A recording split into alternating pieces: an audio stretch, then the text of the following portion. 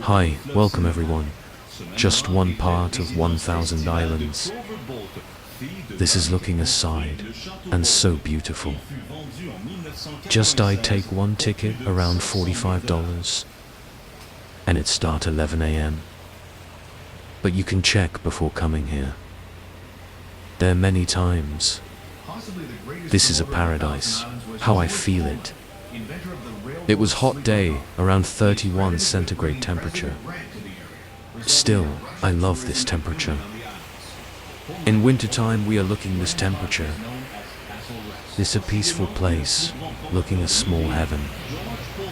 Still I am missing one trip for hours, but need Canada passport. I've got bring with me that trip go to USA side. A wonderful place, a small heaven. I got cruise 23 Frontline Rockport. That also Beluga cruise from Toronto take 3.5 hours. The best experience of sea nature. I captured beautiful images. You can see Canada side and USA side. You know Canada have so beautiful and beautiful places. I really enjoyed my trip. If you like my videos, subscribe my channel. Thanks watching my videos.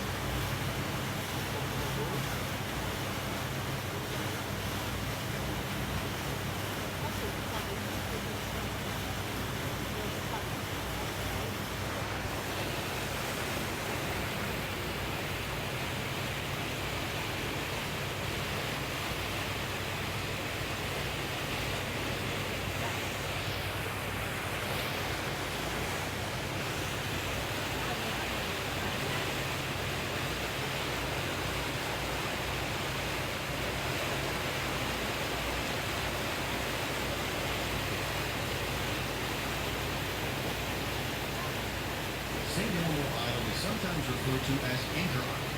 The boathouse at the foot of the island is all that remains of the original buildings. L'île Saint-Elmo est parfois référée à l'île de Dante. Le garage de retour qui est de l'île est ce qui reste de la bâtisse originale.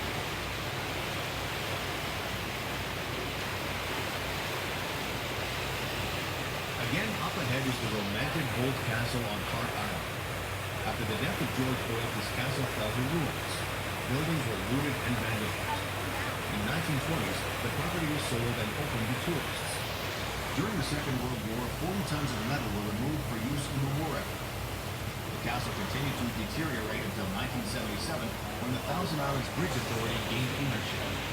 Today, the castle is being preserved, but there are no plans to complete it. It stands as an eternal monument to the memory of a man whose dreams were no more far-reaching than his capabilities. Encore une fois, droit devant se trouve le romantique château Bolt sur l'île de Québec. Après la mort de George Bolt, son château tomba en ruine. Ses bâtiments furent vandalisés. Dans les années 20, la propriété fut vendue et ouverte aux touristes. Durant la Deuxième Guerre mondiale, 40 tonnes de métal furent retirées pour son usage.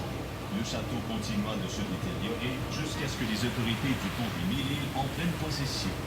Aujourd'hui, le château est toujours préservé, mais il n'y a aucun projet de le terminer. Il est là comme monument éternel à la mémoire d'un homme dont les rêves ne surpassaient pas ses capacités. The stone archway with the sculptured heart was to be the main entrance to the castle and was referred to as the Arch of Honor. In 2001, the entry arch was adorned with 3 7-foot-tall stags, which are symbolic of the Bolt family crest. L'arche d'entrée en pierre, avec les cœurs sculptés, a été conçue pour être l'entrée principale du château. Elle était connue sous le nom de l'Arche d'honneur. En 2001, l'arche d'entrée était décorée par 3 chevreuils de 7 pieds, symboliques au blason de la famille Bolt.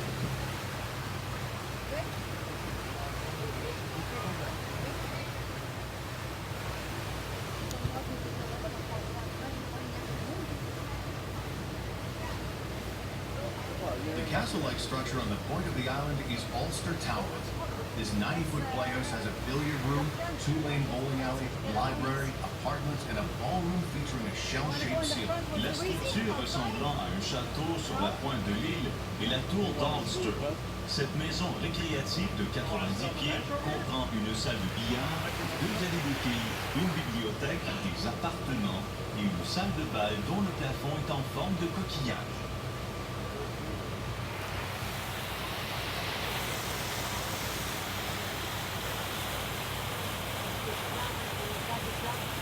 The tower structure linked to the island by an arching bridge is the powerhouse and clock tower.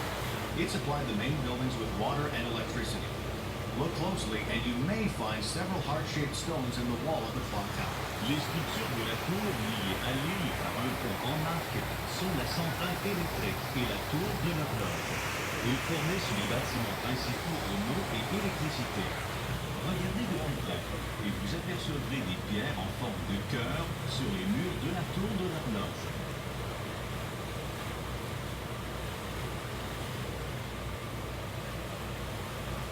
George Bolt was building a castle, but he also was gathering a small kingdom. He purchased land on a large island behind the castle to farm and carved a canal system to service this venture. His farm supplied fresh produce and dairy products not only to his castle, but to his hotels as well. He owned 3,000 acres and spent more than $5 million developing it. When he died in 1916, his estate was worth more than $15 million. George Bolt construisit un château tout en créant un petit royaume. Il acheta des terres sur une grande île derrière le château pour cultiver et il creusa un système de canal pour faire fonctionner son entreprise. Sa ferme fournissait des produits frais ainsi que des produits laitiers pour son château, mais aussi pour son hôtel. Il possédait 3000 acres et investit plus de 5 millions de dollars pour les développer. À sa mort en 1916, ses biens valaient plus de 15 millions de dollars.